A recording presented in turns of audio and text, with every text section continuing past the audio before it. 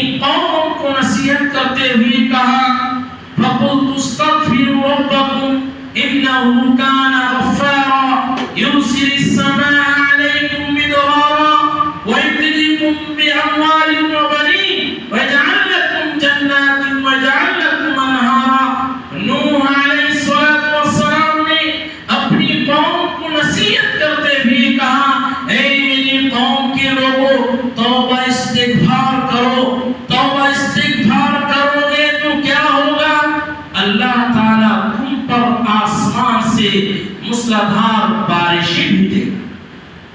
آج بارش نہیں ہوتی، کیوں؟ ہم توبہ نہیں کرتے، استغفار نہیں کرتے ہیں۔ یہ رمضان المبارک کا مہینہ ہے، اس میں زیادہ سے زیادہ توبہ استغفار کرنا چاہیے، لیکن آج ہم دور ہیں اور نوجوان طبقہ وہ بھی اس سے دور ہے۔ تو کیا کہا؟ توبہ استغفار کرو گے تو کیا ہوگا؟ اللہ تعالیٰ تم پر آسمان سے موسلادھار بارشیں بھیجے گا، وَيُمْدِدْكُمْ بِأَمْوَالٍ وَبَنِينَ، اور تمہیں مال کی نعمت سے نوازے گا اور اولاد کی نعمت سے نوازے گا، اور تمہیں باغات عطا کرے گا اور تمہارے لیے نہریں جاری کر دے گا اگر تم صرف توبہ استغفار کرو گے۔ میرے دوستو، ان آیات سے ہمیں معلوم ہوا کہ مال ایک نعمت ہے، اولاد بھی ایک نعمت ہے۔ مال بھی ایک نعمت ہے، اولاد بھی ایک نعمت ہے، لیکن اگر آپ کے پاس دولت ہے، آپ دولت کماتے ہیں، لیکن دولت کے پیچھے اگر آپ اللہ سے دور ہو جاتے ہیں، رب سے دور ہو جاتے ہیں، میرے دوستو، یہ آپ کی زندگی، یہ آپ کے لیے آخرت میں برباد ہو جائے گا۔ آخرت آپ برباد کر دیں گے، کیوں؟ یہ دولت آپ کو آخرت برباد کر دے گی۔ میرے دوستو، آپ جانتے ہیں یا سنتے ہیں قارون، جنہوں نے دولت کی وجہ سے اللہ نے ان کو غرق کر دیا اور وہ نیست و نابود ہو گئے۔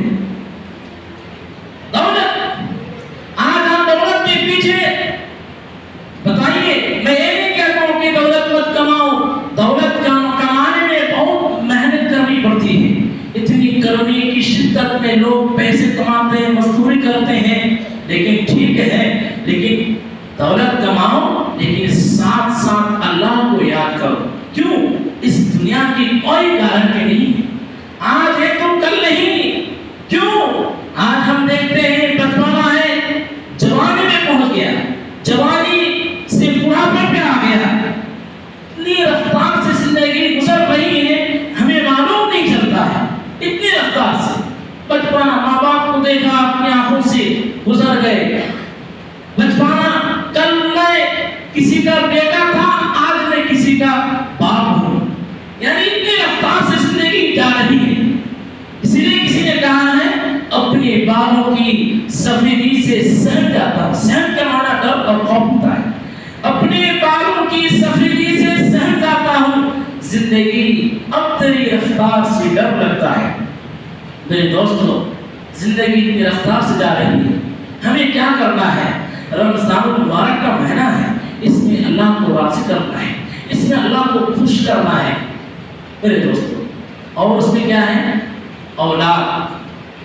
اولاد ماں باپ کے لیے نعمت ہے، لیکن یہی اولاد اگر انہیں آپ اسلامی تعلیم نہیں دلاتے ہیں، صحیح تربیت نہیں کرتے ہیں، میرے دوستو، میں کہتا ہوں اگر ماں باپ کے لیے اولاد بگڑ گئی تو اس دنیا میں کسی دوسرے عذاب کی ضرورت نہیں۔ یہی عذاب ماں باپ کے لیے کافی ہے کہ ان کے لیے کہ ان کی اولاد بگڑ گئی، ماں باپ پریشان جاتے ہیں۔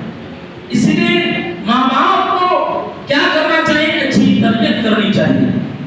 کیوں؟ کیونکہ اولاد ایک ایسی نعمت ہے کہ انسان کے مرنے کے بعد بھی یہ کام آئے گی یہ اولاد، اگر انہیں آپ صالح، نیک، پرہیزگار، متقی بنائیں جی، تو ہمیں کیا کرنا ہے؟